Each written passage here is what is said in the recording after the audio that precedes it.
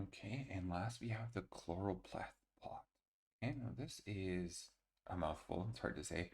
And you'll see actually I put in the workbook, this is derived from ancient Greek um, terms that actually mean highlighting regions. It's actually the perfect name, although I've probably never seen the name before.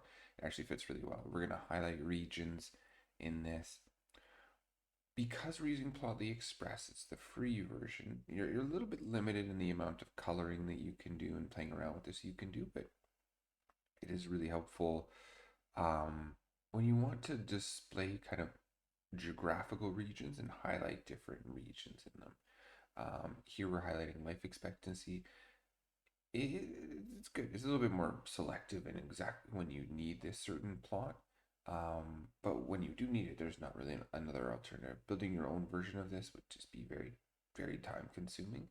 And so it is a really valuable plot, highlighting those geographical areas, especially if you're giving a presentation about, just even America, somewhere going over the States, or I live in Canada, highlighting the provinces. It would be a really valuable plot to be able to use in those situations.